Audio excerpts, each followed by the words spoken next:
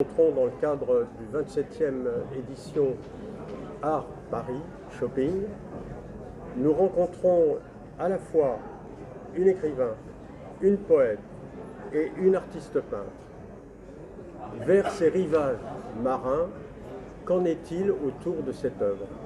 Alors déjà j'adore la mer, mais au-delà de ça, beaucoup de liberté, d'évasion, de partage aussi avec les personnes qui viennent me voir.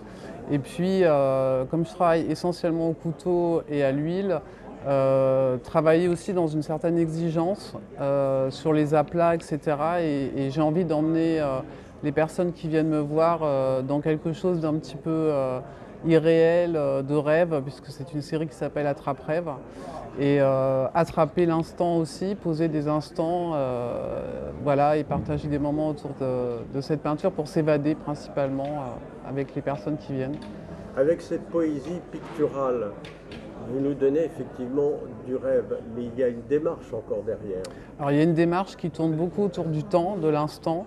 Dans cette vie qui va très vite, en fait j'essaie de capter les émotions de l'instant. Et comme je travaille essentiellement au ressenti de mes émotions aussi, il n'y a rien de prémédité en fait. Je vais essayer de chercher à travers ma peinture tout ce qui est inconscient chez moi et qui est pour moi ma part de vérité imprenable. Et c'est pour ça que pour moi l'art ne doit pas être jugé parce que chacun sort quelque chose de très intime. Et en fait l'art, ça se partage avec des coups de cœur et des émotions.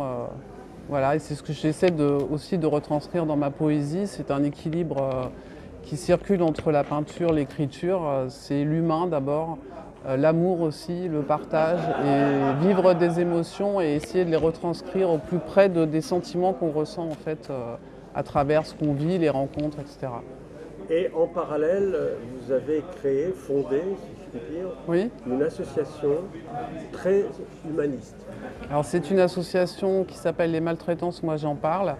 Pourquoi? Parce que ça fait longtemps que je travaille sur les violences, notamment faites aux femmes et maintenant depuis 4 ans sur les enfants qui sont les premiers concernés en France et les derniers informés.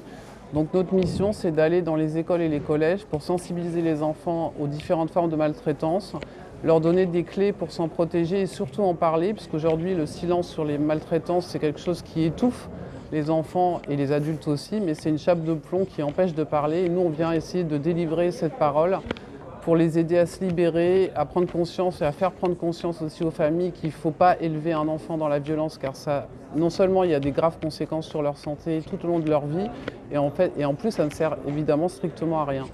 Donc on a cette mission d'aller vers les enfants, ça se passe très bien, ils sont très attentifs, et de prendre en charge aussi les cas d'enfants repérés. Et on fait de la formation aussi pour les enseignants qui ne sont pas formés pour repérer les enfants maltraités.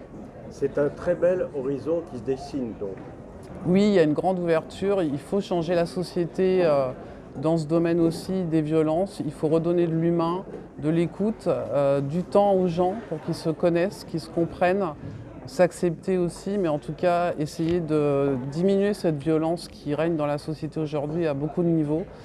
Et l'art, la poésie, l'écriture permet de se poser, d'échanger, de partager des émotions dans un esprit, on va dire, calme, d'ouverture et de liberté, et on en a besoin aujourd'hui.